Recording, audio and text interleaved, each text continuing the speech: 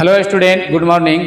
आइए आज हम सब जो है क्लास 12 का लेसन 4 रासायनिक बलगति हम लोग जो है क्या करेंगे, पढ़ेंगे। ठीक है, तो रासायनिक बलगति में सबसे पहले हम लोग एक छोटा सा डेफिनेशन को देखेंगे। डेफिनेशन में मैंने आपको बता रखा है कि रसायन शास्त्र की वह शाखा जिसके अंतर्गत रासायनिक अभिक्रिया के गति, वेग या दर के बारे में अध्ययन करते हैं तो उसको रासायनिक बलगति कहते हैं। ठीक, रासायनिक बलगति किसे कहते हैं कि जब रासायनिक अभिक्रिया होता है तो उसके गति, वेग या दर के बारे में अध्ययन करते हैं तो उसको हम लोग जो है रासायनिक बलगति कहते हैं। और यहाँ पर वेग और मोशन दोनों का जो है, मोशन मतलब तो हो जाएगा गति, वेग या दर की बात करेंगे तो दोनों का इंग्लिश सेम ही होगा, रेट होगा। यहाँ पर रेट मतलब वेग भी होगा और दर भी होगा। ठीक, फिजिक्स में वेग का इंग्लिश वेलोसिटी होगा, बट यहाँ पर फिजिक्स की बात नहीं हो रही है, बात हो रही है केमिस्ट्री की। तो यहाँ पर वेग या अगर हम दर की बात करेंगे तो इसका इंग्लिश एक ही होगा, रेट होगा। ठीक, और इसमें सबसे इंपॉर्टेंट है दर या वेग का सूत्र। तो दर या वेग का सूत्र जो है आप याद रखेंगे, ये होता है सांद्रता में परिवर्तन बटा में परिवर्तन में लगा समय। ठीक है, तो दर या वेग का सूत्र हुआ सांद्रता में परिवर्तन बटा में परिवर्तन में लगा समय। इसका मतलब ये हुआ कि कोई भी केमिकल रिएक्शन होता है, रासायनिक अभिक्रिया होता है, तो रासायनिक अभिक्रिया होगा तो सबसे पहले आप जो पार्ट लेंगे तो सभी को हम लोग जो है अभिकारक बोलेंगे। और जब रिएक्शन करेगा तो अभिकारक धीरे धीरे घटेगा और उत्पाद धीरे धीरे बढ़ेगा। तो उसमें क्या होगा कि अभिकारक के सांद्रता में परिवर्तन होगा और परिवर्तन में जो समय लगेगा, ठीक है, टाइम भी तो लगेगा, तो जो जिस समय के अनुसार अभिकारक की सांद्रता में परिवर्तन होगा उसी को बोलते हैं अभिक्रिया की दर या अभिक्रिया का वेग। ठीक है, अब आगे है कि जैसे मान लीजिए हमारे पास यहाँ पर अभिक्रिया का जो एक रासायनिक अभिक्रिया है और इस रासायनिक अभिक्रिया में हम क्या बात करने वाले हैं, इस रासायनिक अभिक्रिया में हम बात करने वाले हैं अभिक्रिया के दर का। ध्यान से देखेंगे, हम लोग जो है रासायनिक अभिक्रिया में बात करने वाले हैं अभिक्रिया के दर का। ठीक है, तो यहाँ पे अगर हम बात करेंगे अभिकारक के दर और उत्पाद के दर का तो ध्यान से समझेंगे। मैंने अभी अभी आपको जस्ट बताया कि अभिकारक के अगर दर की बात करेंगे तो अभिकारक का दर जैसे जैसे घटेगा उत्पाद क्या होगा, बनेगा। तो अभिकारक की दर की बात करेंगे तो सांद्रता में परिवर्तन बटा में परिवर्तन में लगा समय। तो सांद्रता में परिवर्तन क्या हो जाएगा, यहाँ पर सबसे पहले सांद्रता में परिवर्तन हो जाएगा। तो परिवर्तन का मतलब होता है अंतिम सांद्रता माइनस प्रारंभिक सांद्रता। तो R2 बटा में R1 बटा में हो जाएगा समय T2 बटा में T1। ठीक है, ये हो जाएगा सांद्रता में परिवर्तन बटा में परिवर्तन में समय। आप इसको सिंपल सी बात करेंगे तो इसको और बढ़िया ढंग से समझेंगे। तो सांद्रता में परिवर्तन, तो सांद्रता है R और परिवर्तन का मतलब होता है डेल्टा। तो डेल्टा कंसंट्रेशन ऑफ R बटा में डेल्टा T लिख सकते हैं। ठीक है, और यहाँ पर डेल्टा R का मतलब क्या हुआ, डेल्टा R का मतलब हुआ अंतिम सांद्रता माइनस प्रारंभिक सांद्रता। डेल्टा T का मतलब हुआ अंतिम टाइम माइनस प्रारंभिक टाइम। ठीक है, अब यहां पर देखेंगे तो यहां पर वैल्यू क्या होगा कि R1 का वैल्यू जो है बड़ा होगा और R2 का वैल्यू छोटा होगा। तो यहाँ पर साइन तो माइनस में आ जाएगा। तो कोई भी अभिक्रिया माइनस में नहीं होता है। ठीक है, तो हम क्या करेंगे, ऐसा क्यों हो रहा है, ऐसा इसलिए हो रहा है कि अभिकारक टाइम टू टाइम घटेगा तो उत्पाद टाइम टू टाइम क्या होगा, बढ़ेगा। तो जब ये टाइम टू टाइम अभिकारक घटेगा तो इसमें एक साइन आप माइनस का दे देंगे तो यहाँ पर क्या हो जाएगा कि यहाँ पर भी साइन आ जाएगा माइनस का। तो आप देखेंगे तो यहाँ पर अब वैल्यू आ जाएगा प्लस में। तो ये माइनस साइन बता रहा है कि अभिकारक क्या हो रहा है, घट रहा है। ठीक है, तो ये समय के साथ अभिकारक घट रहा है, ये जो है माइनस साइन ये बता रहा है। और यहाँ पर वैल्यू जो देखेंगे वो R1 इज ग्रेटर देन क्या हो जाएगा, R2। R1 का मान बड़ा होगा और R2 का मान क्या होगा, छोटा होगा। ठीक, इसी प्रकार अगर हम उत्पाद की दर या वेग लिखें तो कैसे लिखेंगे, ध्यान से देखिएगा। तो उत्पाद की दर लिखेंगे तो उत्पाद के सांद्रता में परिवर्तन बटा में परिवर्तन में लगा समय। उत्पाद के सांद्रता में परिवर्तन हो जाएगा अंतिम उत्पाद माइनस प्रारंभिक उत्पाद, समय हो जाएगा अंतिम समय माइनस प्रारंभिक समय। अब यहां पर हमें बात ये देखनी होगी क्या इसमें भी माइनस लगाएंगे? नहीं, माइनस नहीं लगाएंगे, इसलिए कि जो प्रारंभिक उत्पाद होगा वो कम होगा और अंतिम उत्पाद क्या होगा? ज्यादा होगा। यानी कि यहां पर P2 इज ग्रेटर देन क्या है? P1। तो जब P2 का मान बड़ा होगा, P1 का मान छोटा, तो ये तो वैल्यू पॉजिटिव आएगा ऑलरेडी, और ये टाइम टू टाइम बढ़ेगा। अगर ये टाइम टू टाइम घट रहा था तो माइनस लगा दे, तो टाइम टू टाइम बढ़ेगा। तो यहाँ पर साइन किस चीज का लगा देंगे? साइन अगर लगाना होगा तो प्लस का साइन लगाएंगे, तो प्लस का साइन लगाएंगे तो इस वैल्यू में कोई फर्क नहीं पड़ेगा। तो इस तरह से हम क्या करेंगे? किसी भी रासायनिक अभिक्रिया के लिए अभिकारक की दर ये हो जाएगी और उत्पाद का दर ये हो जाएगा। ठीक है, जल्दी से स्क्रीनशॉट लीजिए, अब इसको आगे चलेंगे। चलिए, अब यहां पर देखिए कह रहे हैं कि अभिक्रिया की दर या वेग। तो अभिक्रिया की दर या वेग की बात करेंगे तो यहां पर ध्यान देंगे, अभिक्रिया के दर या वेग की बात करेंगे तो यहां से बात करेंगे तो अभिक्रिया की दर या वेग जो है दो प्रकार का होता है। कितने प्रकार का होता है? अभिक्रिया की दर या वेग कितने प्रकार का होता है? दो प्रकार का। कौन कौन सा? एक होता है औसत वेग या दर, जिसको हम लोग कैपिटल डेल्टा से सूचित करते हैं। एक होता है तात्क्षणिक दर। तात्क्षणिक दर को जो है स्मॉल डी से सूचित करते हैं। ये तात्क्षणिक दर क्या होता है?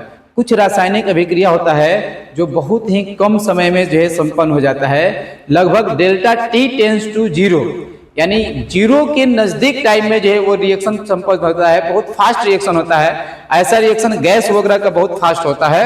तो इस ऐसे जो है अभिक्रिया का अगर हम लोग दर ज्ञात करेंगे तो उसको हम लोग तात्क्षणिक दर कहते हैं, और इसको स्मॉल डेल्टा से सूचित करते हैं। ठीक है, इसको कैपिटल डेल्टा सूचित करते हैं।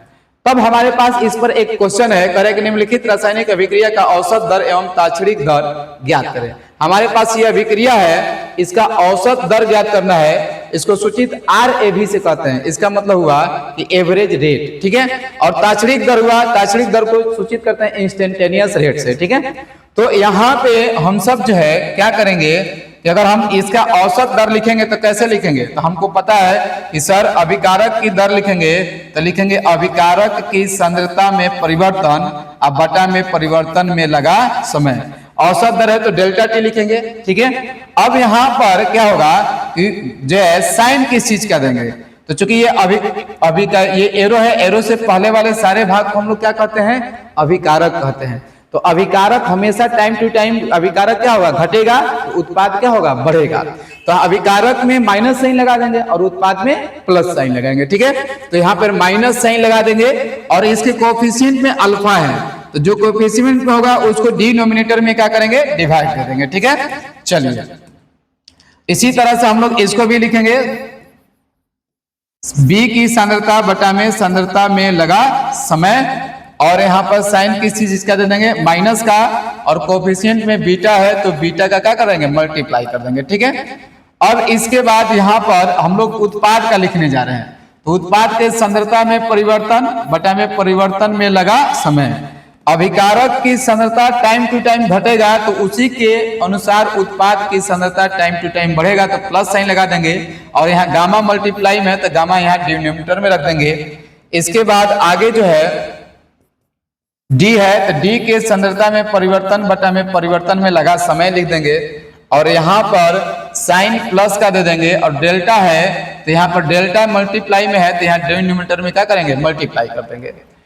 तो इसके बाद जो है अब जो है इसमें करेंगे तात्क्षणिक दर। तात्क्षणिक, अब देखो इसी अभिक्रिया का ये हो गया औसत दर, तो औसत दर सिर्फ डेल्टा, कैपिटल डेल्टा क्या बता रहे हैं? औसत दर बता रहे हैं। अब इसका तात्क्षणिक दर लिखना है, अगर ऐसा ही अभिक्रिया का तात्क्षणिक दर लिखना है तो सिंपल सी बात सेम एज इसी तरह लिखेंगे, लेकिन अंतर क्या हो जाएगी? बस कैपिटल डेल्टा की जगह स्मॉल डेल्टा का यूज कर लेंगे। ठीक है, तो स्मॉल डेल्टा का यूज करेंगे तो क्या लिखेंगे? ए की सांद्रता बटा में dt। ठीक है, और यहाँ पर सब में लगा देंगे डेल्टा ए बटा में डेल्टा टी, डेल्टा बी बटा में डेल्टा टी, डेल्टा सी बटा में डेल्टा डी, डेल्टा डी बटा में डेल्टा टी। अब यहाँ पर लगा देंगे डी कंसंट्रेशन ऑफ ए बटा में डी टी, माइनस साइन के साथ अल्फा का मल्टीप्लाई कर देंगे, minus D concentration of B बटा में क्या लिखेंगे? डी टी, और यहाँ पर बीटा का मल्टीप्लाई कर देंगे, प्लस डी कंसंट्रेशन ऑफ सी बटा में डी टी, यहाँ गामा के मल्टीप्लाई कर देंगे, plus D concentration of D बटा में डी टी, और इधर डेल्टा का क्या करेंगे, मल्टीप्लाई कर देंगे। तो हमने क्या सोचा कि हमने अभी क्या सीखा कि जो हमने अभी सीखा कि औसत दर और ताक्षणिक दर में क्या अंतर है, कि औसत दर को कैपिटल डेल्टा सूचित कर देंगे और ताक्षणिक दर को स्मॉल डेल्टा से सूचित कर लेंगे। ठीक है, चलिए अब इसको जल्दी से कॉपी करिए, तब इसके हम आगे चलेंगे।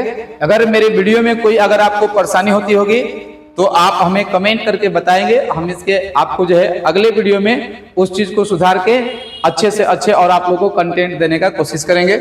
जल्दी से कॉपी करिए या स्क्रीनशॉट लीजिए। चलिए अब आगे कह रहा है कि कुछ क्वेश्चन दिया हुआ है। ठीक है, तो चलिए क्वेश्चन को हम लोग देख लेते हैं कि कैसे कैसे दिया हुआ है। आइए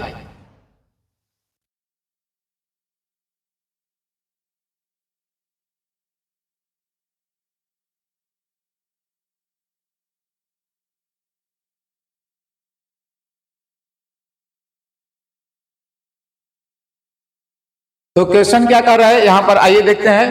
कह रहा है कि निम्नलिखित रासायनिक अभिक्रिया का औसत दर एवं ताक्षणिक दर ज्ञात करिए। औसत दर और ताक्षणिक दर कह रहा है ज्ञात करने के लिए, तो सिंपल सी बात है 2R-3P लिखा हुआ है, तो औसत दर कहेगा तो हम लोग क्या करेंगे, कैपिटल डेल्टा से लिखेंगे और एरो के पहले वाले भाग अभिकारक है तो माइनस साइन के साथ लिखेंगे, तो कैपिटल डेल्टा R बटा में डेल्टा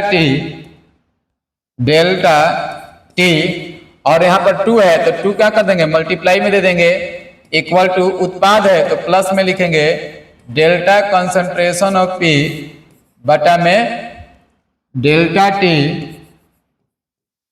टी, और 3 को क्या कर देंगे, मल्टीप्लाई में दे देंगे।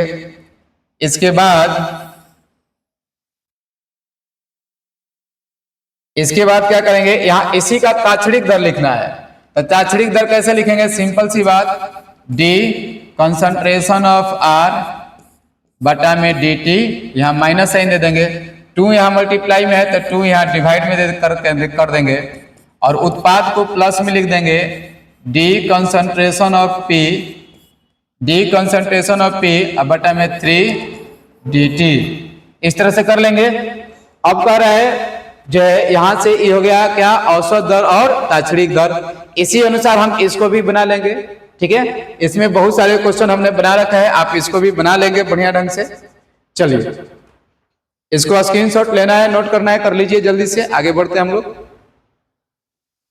चलिए आगे क्वेश्चन क्या कह रहा है, आगे क्वेश्चन कह रहा है कि ये देखिए एनसीईआरटी का पेज नंबर 99 है, एनसीईआरटी का पेज नंबर 99 से क्वेश्चन मैंने ले रखा है। तो ये क्या कह रहा है कि 318 केल्विन पर N2O5 के अपघटन की अभिक्रिया का अध्ययन CCl4 विलयन में N2O5 की सांद्रता के मापन द्वारा किया गया। प्रारंभ में N2O5 की सांद्रता इतना थी, प्रारंभ में N2O5 की सांद्रता का मतलब हो गया प्रारंभिक सांद्रता N2O5, इसको आप 1 मान लीजिए, तो ये हो गया प्रारंभिक सांद्रता, इतना दिया हुआ है। प्रारंभिक सांद्रता दिया रहता है तो प्रारंभिक सांद्रता के लिए समय हमेशा क्या होता है, 0 होता है, याद रखेंगे। इसके बाद आगे कह रहा है कि 184 मिनट बाद, तो यानी कि अंतिम टाइम T2 दिया है 184 मिनट। ठीक है, तो करे कि 184 मिनट बाद अंतिम सांद्रता, तो अंतिम सांद्रता का मतलब N2O5 2 लिख देंगे, 1 हो गया प्रारंभिक सांद्रता, 2 दे देंगे अंतिम सांद्रता, करे कितना हो गया 2.08 मोल पर लीटर हो जाता है। तो कह रहा कि यह अभिक्रिया निम्नलिखित समीकरण, यह समीकरण दिया हुआ है, इस अभिक्रिया के लिए औसत वेग की गणना करें, औसत वेग गणना करना है। ठीक है, इस अभिक्रिया के लिए औसत वेग की गणना घंटों, मिनटों तथा सेकंडों के पद में कीजिए। इस समय अंतराल में N2O5 के उत्पादन की दर क्या होगी, तो हमें औसत दर निकालना है, औसत वेग। तो औसत वेग क्या होता है, अगर औसत वेग की बात करेंगे तो औसत वेग क्या होता है, सांद्रता में परिवर्तन बटा में परिवर्तन में लगा समय। तो हमारे पास सांद्रता में परिवर्तन की बात करेंगे तो सांद्रता में N2O5 है, तो यहाँ लिख देंगे N2O5 जो है कि सांद्रता बटा में डेल्टा टी, यहाँ 2 मल्टीप्लाई में है तो बटा में क्या लिख देंगे, -1/2, क्योंकि अभिकारक है तो माइनस साइन लिखेंगे, 2 से डिवाइड दे देंगे। तो इस सांद्रता में परिवर्तन का मतलब क्या हुआ कि N2O5 की अंतिम सांद्रता, N2O5 की प्रारंभिक सांद्रता T2 - T1 और -1/2 है, 1/2 लिख देंगे। इसका मान दिया हुआ है, अंतिम सांद्रता का मान दिया हुआ है 2.08, 2.08 लिख देंगे। प्रारंभिक सांद्रता का मान दिया हुआ है 2.33 कर देंगे। और T2 का मान 184 मिनट, T1 का मान 0, तो 184 मिनट हो जाएगा। सबका कैलकुलेशन करेंगे तो 6.75 गुणे 10⁻⁴ मोल पर लीटर पर मिनट आ जाएगा। यही आंसर आ जाएगा। ये किस में आया? मिनट में आया। अब हमको क्या कर रहा है? सेकेंड में कैलकुलेट करने के लिए कर रहा है। किस में कर रहा है? सेकेंड में कैलकुलेट करने के लिए कर रहा है। तो चलिए आइए सेकेंड में भी कैलकुलेट करके हम आपको दिखला दिए हैं कि क्या करेंगे। सबसे पहले जो है मिनट में हमारा इतना आंसर आया था, मिनट वाला को नीचे लाएंगे, 1 मिनट करेंगे, 1 मिनट को 60 से डिवाइड देंगे तो आवर में चेंज हो जाएगा। तो जब आप 60 से डिवाइड देंगे आवर में चेंज होगा तो 60 ऊपर चल जाएगा। कैलकुलेशन करेंगे 4.05 गुणे 10⁻² आ जाएगा मोल पर लीटर पर आवर। ठीक है, अब इसको सेकेंड में करना है तो फिर से मिनट वाला ले लीजिए, मिनट वाला ले लीजिएगा तो यहाँ मिनट वाला नीचे मिनट आ जाएगी, तो मिनट आ जाएगा। तो मिनट यहाँ आने के बाद क्या हो जाएगा कि इसको आप सेकेंड में चेंज करिए, तो मिनट को सेकेंड में चेंज करेंगे, 60 से मल्टीप्लाई कर देंगे, 60 से कर देंगे तो यहाँ पर क्या आ जाएगी, 60 से ये मल्टीप्लाई कर दीजिएगा। तो मल्टीप्लाई करने के बाद जो है ये क्या हो जाएगा कि यहाँ से अब जो है इसको कैलकुलेशन करिएगा, तो कैलकुलेशन करने के बाद आएगा 1.13 गुणे 10⁻⁵ मोल पर लीटर पर सेकेंड। ये आपका वैल्यू मिनट में आ जाएगा, ये वैल्यू सेकेंड में आ जाएगा। ठीक है, अब कह रहे हैं कि N2O5 के उत्पादन की दर, तो N2O5 के उत्पादन की दर यहाँ पर कह रहा है, सॉरी NO2 के उत्पादन की दर। तो देखो NO2 मेरा ये है, जब NO2 ये है तो इसके उत्पादन की दर क्या हो जाएगी, इस पर ध्यान दीजिएगा। तो NO2 के उत्पादन की दर हो क्या हो जाएगा, NO2 के उत्पादन की दर ज्ञात करना है। तो कैसे ज्ञात करेंगे, तो सबसे पहले इसमें अभिक्रिया की दर लिखेंगे। देखिए NO2 के उत्पादन की दर हम यहाँ पर निकाल दे रहे हैं आपको बढ़िया ढंग से। कैसे निकालेंगे देखिए ध्यान से,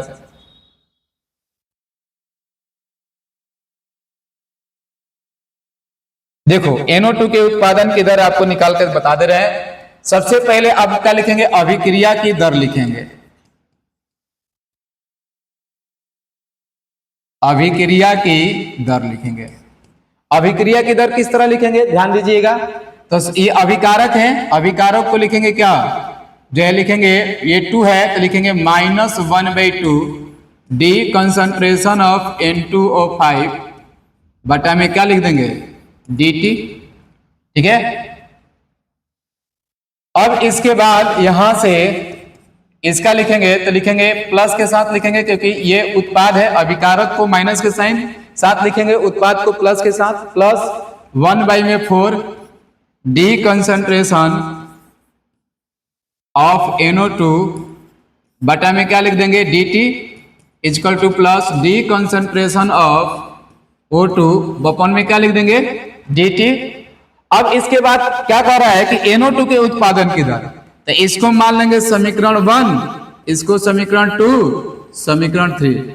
NO2 के उत्पादन की दर की बात करेंगे तो यही हमारा हो जाएगा NO2 के उत्पादन की दर हो जाएगा। तो इसको निकालना है तो क्या करेंगे, इन दोनों समीकरण को ले लेंगे। तो अब चलेंगे समीकरण फर्स्ट एवं समीकरण सेकेंड से।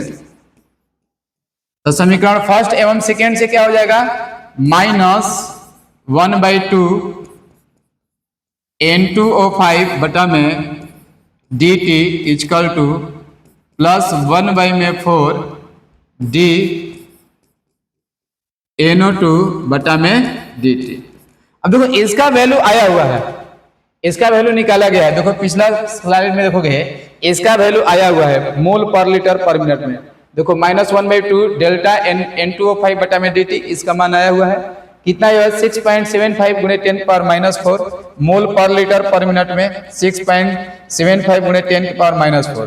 तो इसका पूरा वैल्यू कितना हो जाएगा 6.75 गुणे 10⁻⁴ मोल पर लीटर पर मिनट। ठीक है, और हमें डी इसका वैल्यू निकलना है, इसका वैल्यू निकलना है, बस हमको इतना ही चाहिए NO2 के उत्पादन की दर। तो 4 को इधर मल्टीप्लाई मिला दो तो कितना हो जाएगा, मल्टीप्लाई बाई 4 हो जाएगा equal to D concentration of NO2 बटा में dt। इसलिए उत्पादन की दर NO2 के उत्पादन की दर, NO2 के उत्पादन की दर, तो NO2 के उत्पादन की दर क्या हो जाएगा बाबू, तो इसमें मल्टीप्लाई कर दीजिए डी कॉन्सेंट्रेशन ऑफ NO2 बटा में dt इक्वल टू 4 का मल्टीप्लाई करिए, 4 5 जा 20, ठीक है, 4 7 जा 28 कैरी 2, कितना हो जाएगा 28 2 30 6 4 जा 27, शायद इतना हो जाएगा, ठीक है। इनटू कितना हो जाएगा 10 के पावर -4। अब इसको साइंटिफिक नोटेशन में चेंज कर दीजिए तो 2.7 गुणे 10 के पावर -3 हो जाएगा मोल पर लीटर पर मिनट। यही हमारा आंसर हो जाएगा, ठीक है। इसको कॉपी कर लीजिए, ये NO2 के उत्पादन की दर हुआ। तो यहां इसको कॉपी कर रही है, कॉपी करने के बाद फिर आगे हम लोग चलेंगे। चलिए अब इसके बाद आगे क्या कह रहा है, आगे कह रहा है कि समझे ये एनसीईआरटी का पेज नंबर जो है 100 का है, बहुत ही वीवीआई क्वेश्चन है, सेम टू सेम उसी टाइप का है, आप लोग कैलकुलेट कर लेंगे, ठीक है। चलो इसके बाद ये भी जो है उसी टाइप का क्वेश्चन है, एनसीईआरटी का ही है, ये सब आप जो है कॉपी कर लेंगे, सिंपल सिंपल क्वेश्चन है, समझ जाएंगे। चलिए ये भी न्यूमेरिकल ही है, आप न्यूमेरिकल इसको कैलकुलेट कर लेंगे। अब यहां से आपको जो है देखिए, यहां देखिए अभिक्रिया वेग को प्रभावित करने वाले कारक, अभिक्रिया वेग को कौन कौन सा प्रभावित करता है, बड़ा पूछता है। अभिक्रिया वेग को प्रभावित करने वाले कारक को लिखिए, 2 मिनट 3 मिनट तक जो है। चलिए आइए देखिए, तो अभिक्रिया वेग को प्रभावित करने वाले कारक क्या है, अभिक्रिया वेग को प्रभावित करने वाले निम्नलिखित कारक हैं। एक है अभिकारक की सांद्रता, दूसरा है गैसों के संदर्भ में दाब, दाब भी जो है प्रभावित करता है अभिक्रिया के वेग को, तीसरा है तापमान और चौथा है उत्प्रेरक। ये 4 गो मुख्य रूप से क्या करता है, अभिक्रिया वेग को प्रभावित करता है। अभिकारक की सांद्रता अभिक्रिया वेग को क्या करेगा, प्रभावित, जितना आप सांद्रता लीजिएगा उतना रिएक्शन करने में टाइम लगेगा, तो ये प्रभावित करेगा। दूसरा गैसों के संदर्भ में दाब, दाब भी प्रभावित करेगा, कोई रिएक्शन नहीं होता है, दाब दे देते हैं रिएक्शन होने लगता है, तो दाब भी प्रभावित करेगा। तापमान, तापमान कर दीजिएगा तो कोई रिएक्शन बहुत नहीं हो रहा है तो बहुत तेजी से होने लगता है, तो तापमान भी प्रभावित करता है। उत्प्रेरक, कोई रिएक्शन पक्का नहीं होता है, उत्प्रेरक दे देते हैं, रिएक्शन स्टार्ट हो जाता है, तो कैटलिस्ट भी उसको कहते हैं। तो आप याद रखेंगे 4 ठो जो है अभिक्रिया वेग को प्रभावित करने वाले कारक हैं।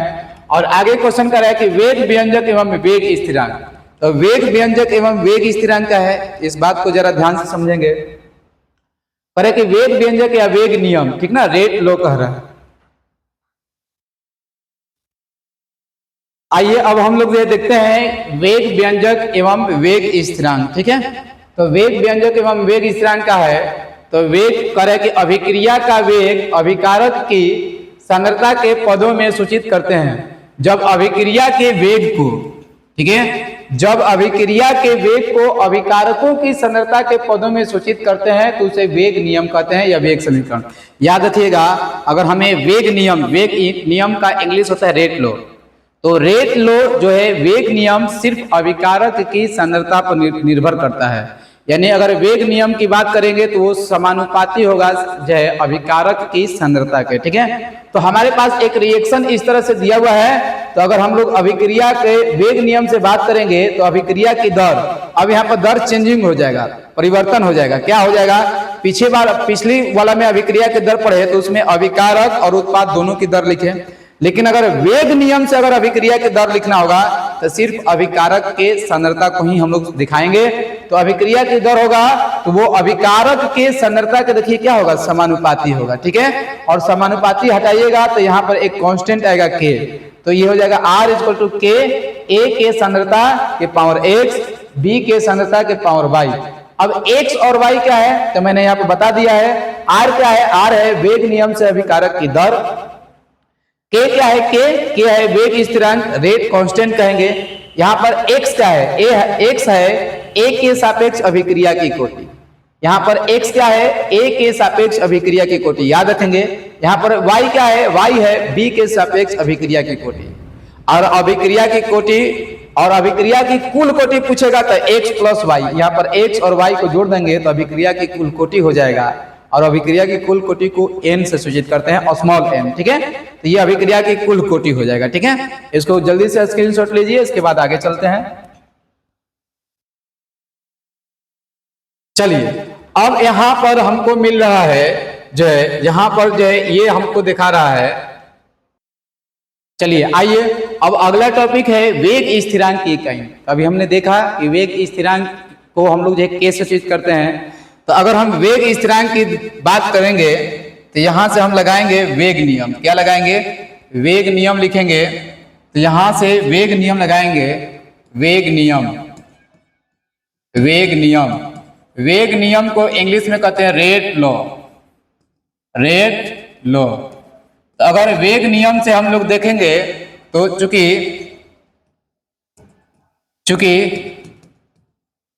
दर हम लोग देखेंगे तो ये क्या हो जाएगा, k इंटू ए के पावर x और b के पावर y। ठीक है, ये क्या हो जाएगा, a के पावर x और b के पावर y। तो यहाँ पर दर का अगर हम इकाई देखेते हैं, अगर हम इकाई निकाल रहे हैं तो क्या दिक्कत देखेंगे, इकाई। तो अगर इकाई देखेंगे तो दर की इकाई होता है मोल पर लीटर। ठीक है ना, मोल पर लीटर इंटू पर सेकेंड होगा, के हो गया।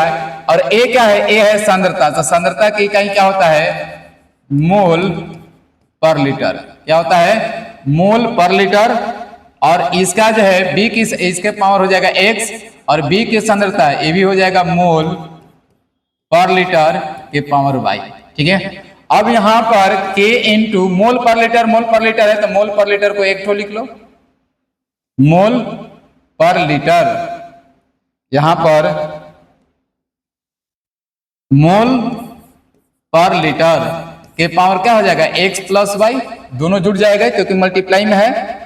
अब यहां पर हम k into X plus Y जो है, x प्लस वाई को मान लेंगे मोल पर लीटर, x प्लस वाई को मान लेंगे n। तो यहां पर k की, इसलिए k क्या है, वेग स्थिरांक है ना, इसलिए वेग स्थिरांक k की इकाई, इसलिए वेग स्थिरांक k की इकाई। तो k की इकाई क्या हो जाएगा, तो यहां पर k इजकल टू मोल पर लीटर को इधर ला दीजिए।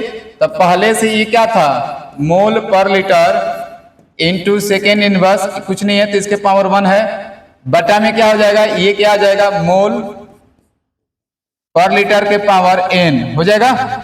ठीक है, अब इसको ऊपर ले जाइए तो यहां पर वेग स्थिरांक की इकाई क्या हो जाएगा, वेग स्थिरांक की इकाई हो जाएगा मोल पर लीटर के power 1 minus n into second inverse. इसका मतलब क्या है, बहुत ही अच्छा जो है चीज आया, ये हो गया k की इकाई। तो ये आपका जो है सूत्र आ गया। इस सूत्र को आप लोग बहुत बढ़िया ढंग से याद रखेंगे। ठीक है, ये हम लोग का आ गया वेग स्थिरांक k की इकाई। ठीक है, ये आ गया वेग स्थिरांक k की इकाई। चलिए, तो इसको ध्यान से रखेंगे।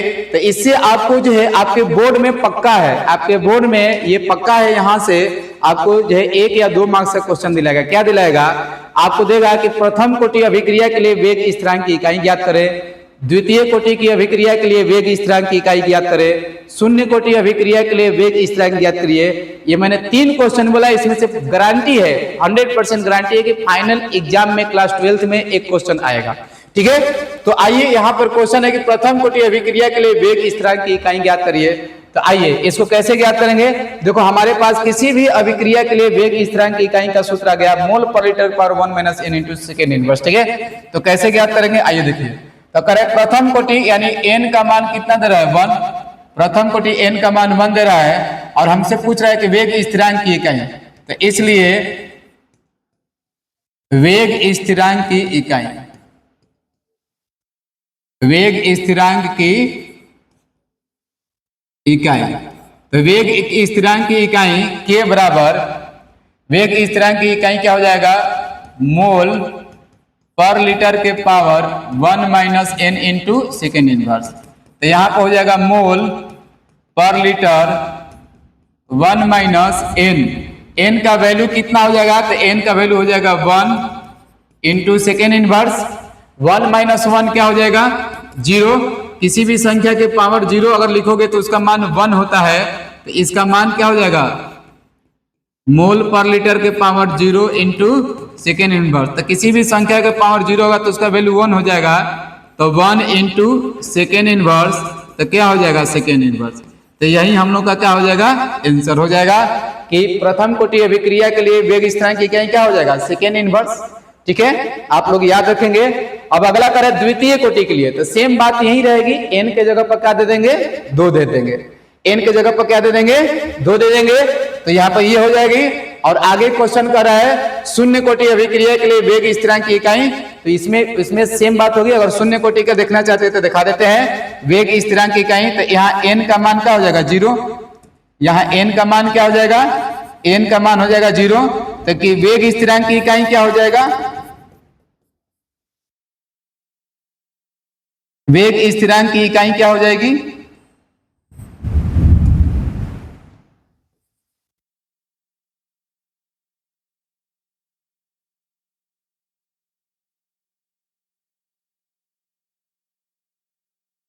वेग स्थिरांक की इकाई के बराबर क्या हो जाएगा, मोल पर लीटर के power 1 minus n into second inverse. ठीक है, अब यहां से मोल पर लीटर के पावर 1 माइनस n का वैल्यू क्या दे देंगे, 0 दे देंगे।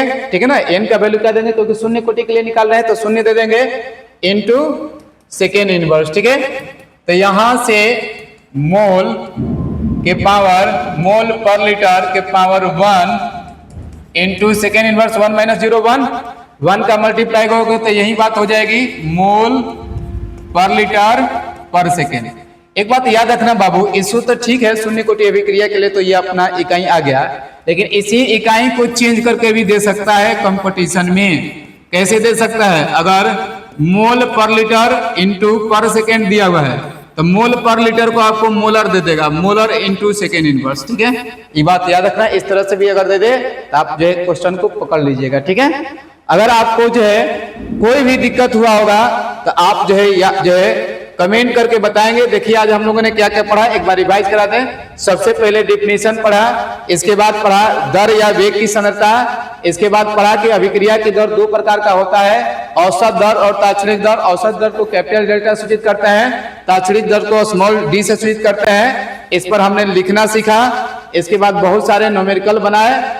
इसके बाद न्यूमेरिकल बनाने के बाद मैंने यहाँ पर देखा अभिक्रिया वेग को प्रभावित करने वाले कारक चार्ट होता है, अभिकारक की सांद्रता, गैसों के संदर्भ में दाब, तापमान और उत्प्रेरक। उसके बाद वेग व्यंजक देखा, वेग निकालने के लिए क्या होता है, तो हमने देखा कि वेग नियम से किसी अभिक्रिया का वेग जो है, दर जो है अभिकारक के सांद्रता पर निर्भर करता है, इसके बारे में भी देखा।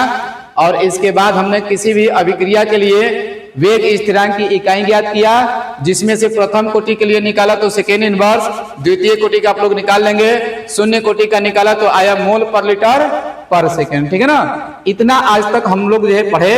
अब इसके बाद हम लोग जो है इसके आगे नेक्स्ट वीडियो में पढ़ेंगे। कोई वीडियो में अगर आपको कमी नजर आया होगा तो आप जरूर कमेंट करके बताइएगा, कोई दिक्कत होगा तो हम उसको अगले वीडियो में दूर करने का प्रयास करेंगे। तब तक जो है मैं आप सबों से रिक्वेस्ट करेंगे कि अगर हमारे वीडियो से आप सबों को अगर लाभ हो रहा होगा तो आप जरूर अधिक से अधिक बच्चों को शेयर करेंगे ताकि उनको भी अधिक से अधिक लाभ मिले। आज की वीडियो में इतना ही रखते हैं। जय हिंद, जय भारत।